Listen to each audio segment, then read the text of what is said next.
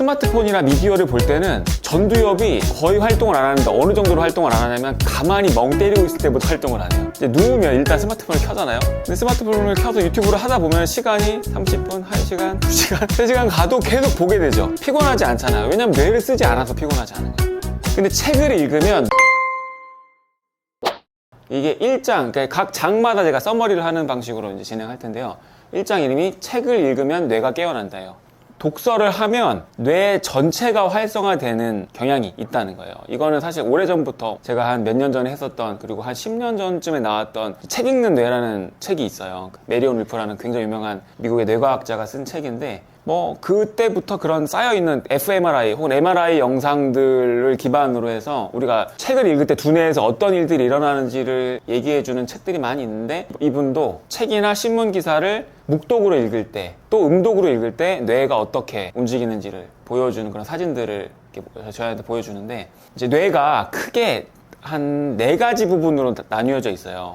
전두엽, 여러분 잘 아시는 전두엽이 있고, 그 바로 뒤에 두정엽이라는 부분이 있고, 그 밑에 옆에 측두엽이라는 게 있고, 뒤에 후두엽이라는 게 있어요. 이게 대뇌의 4가지 이제 구성인데, 보시면은 전체적으로 조금씩 다 움직여요. 그러니까 이를테면 스마트폰 볼 때는 어디가 움직일까요? 뇌가 어디가 활동할 것 같으세요? 후두엽이 움직이는데 후두엽만 활동하고 아무것도 안 움직여요. 제가 이제 보여드릴 텐데, 스마트폰이나 미디어를 볼 때는 전두엽이 거의 활동을 안 하는데 어느 정도로 활동을 안 하냐면 가만히 멍 때리고 있을 때부터 활동을 안 해요. 그러니까 가만히 멍 때리고 있을 때도 뇌가 좀 움직이거든요. 활동을 하거든요. 근데 게임을 하거나 TV를 볼 때는 전두엽이 그거보다 덜 활동해요. 우리가 이제 굉장히 직장에서 힘들고 아이들하고 막 씨름하다가 이제 누우면 일단 스마트폰을 켜잖아요. 근데 스마트폰을 켜서 유튜브를 하다 보면 시간이 30분, 1시간, 2시간, 3시간 가도 계속 보게 되죠. 피곤하지 않잖아요. 왜냐면 뇌를 쓰지 않아서 피곤하지 않은 거예요. 근데 책을 읽으면 뇌가 전체적으로 다 움직이고, 아이들이 이제 책을 읽을 때 되게 고통스러워하죠, 처음에. 그게 왜 그러냐면 뇌가 엄청 많이 돌아가요. 굉장히 무거운 그래픽 작업을 하는 CPU처럼 웽 하고 계속 돌아가거든요. 근데 그게 점점 책을 읽는 게 숙달이 될수록 그게 점점 줄어들어요, 부하가.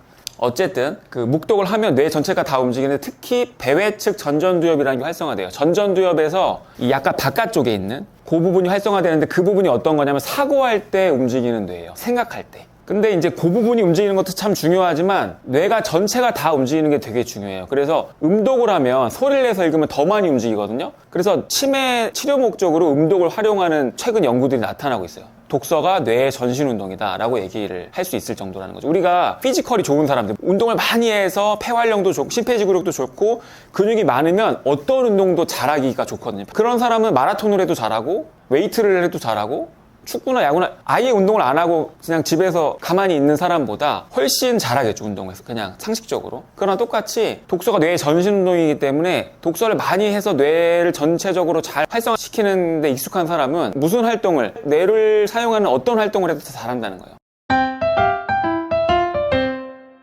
어머니들은 굉장히 많이 궁금해 하세요. 무슨 책을 읽혀야 돼요? 어떤 책을 읽어야 뇌가 잘 활성화될까? 어떤 책을 읽어야 애들이 문해력이 발달할까를 많이 물어보시는데, 그러니까 답은 사실 재미있는 책을 읽으면 돼요. 재미있는 책을. 왜냐? 뇌 활동은 읽는 책의 내용하고는 별로 관련이 없어요. 뭐랑 관련이 있냐면 활자 중심이냐 이미지 중심이냐만 관련이 있어요. 그래서 퇴마부라는 책이 있고 퇴마록이라는 책이 있는데, 퇴마부라는 책은 유튜버가 쓴 책이에요. 그래서 사실 그 내용이 그렇게 막 문장이 좋거나 그렇지 않은 것 같아요, 제가 이렇게 슬쩍 봤을 때는. 근데 애들이 엄청 좋아하고 글밥이 많아요. 그리고 윈피키드 같은 거 애들이 진짜 좋아하거든요. 너무너무 막 환장할 정도로 좋아하는데, 내용이 막 보고 있으면 화나는 내용이에요, 부모로서. 엉망진창인 아이가 나와서 막 일기를 쓰는 건데, 그 일기를 보면 애들이 막 뒤집어져요. 저도 가끔씩 보면서 어떤 부분들은 막 뒤집어지는데 너무 웃겨서. 그러니까 이야기 내용은 거의 뭐 아무 쓸모가 없어요. 근데 글밥이 많고, 근데 그런 책들을 아이들이 이를테면 퇴마부 아니면은 그런 윈피키드 아니면 퇴마록. 퇴마록은 이제 남자분들이 되게 좋아하시는데, 저게 7,000페이지거든요, 무려 1권부터 끝권까지. 근데 저거를 막 수르륵 읽어요. 막 몇 주 만에 저거를 읽는 친구들이 있어요, 수천 페이지를.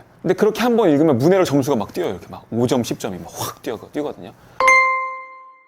뇌 활동은 읽는 책의 내용과는 관련이 없기 때문에 재미있는 책을 읽으면 되는 거예요. 활자 중심의 책을 읽어요. 과학 책들은 그렇게 이미지들이 많은데, 그런 게 사실 아이들의 독해력에 굉장히 도움 많이 되거든요. 이미지가 많다 뿐이지 내용은 굉장히 어려운 경우들이 많아요. 근데 그거를 버틸 수 있는 애들은 이미 문해력이 굉장히 높아서